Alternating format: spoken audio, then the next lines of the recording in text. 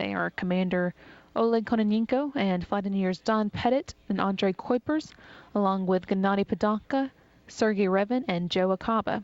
The crew's been awake since 1 a.m. Central Time and was able to watch the launch in real time aboard the station. They're now going through their morning daily planning conference.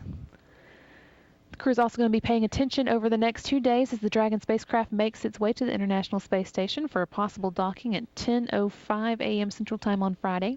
Between now and then, however, the Dragon has several demonstrations and tests to go through to ensure that it will be able to dock safely to the International Space Station.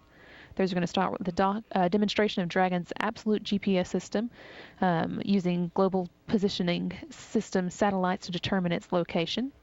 And the spacecraft will also conduct a free drift demonstration to allow the spacecraft to float free with all of its thrusters inhibited and perform a demonstration of its abort capability to ensure that it could move away from the station if necessary.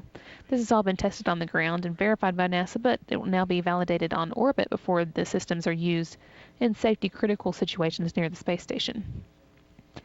Assuming that all goes well, the Dragon could then be given a go to approach the International Space Station for the first time on Thursday. Coverage of this fly-under test is scheduled to begin at 1:30 a.m. Central Time on Thursday.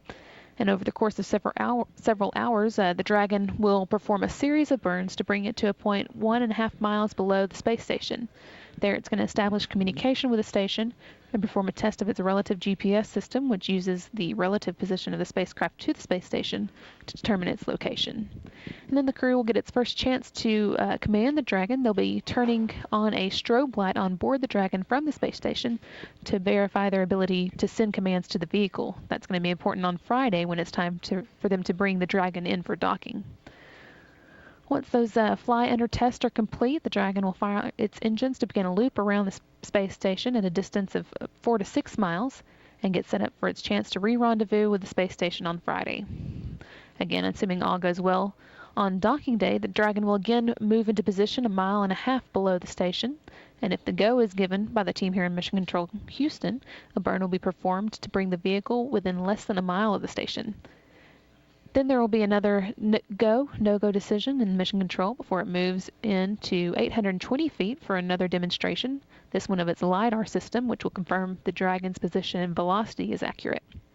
For that, the flight control team in Hawthorne is going to command the Dragon to approach the station and then move 720 feet away, and then the crew on board of the station will command it to retreat. The flight control team will then send it back to the station, and at that time the crew will allow it to hold its position through another command. At that point, there will be another go-no-go poll before the Dragon will finally get into the imaginary keep-out sphere around the station. Then the vehicle will get within 100 feet of the station and hold for another go-no-go before it finally moves into position for capture by the space station's robotic arm just 32 feet away. Capture itself is going to be performed by Flight Engineer Don Pettit with help from Flight Engineer Andrei Kuipers. They'll be using the station's 58-foot long robotic arm to grab onto the Dragon and guide it to the Earth-facing port of the Harmony node. The capture itself is scheduled for just after 7 a.m. on Friday, with the docking again scheduled for 10:05 a.m. Hatch opening will then take place on Saturday, with the crew beginning the 25 hours of unpacking and then repacking work to do before the Dragon leaves the station later this month.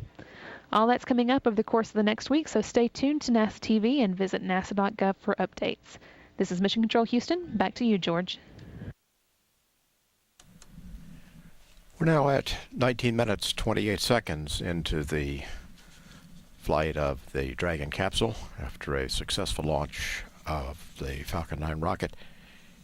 The official launch time was 3:44:38 a.m. Eastern Time.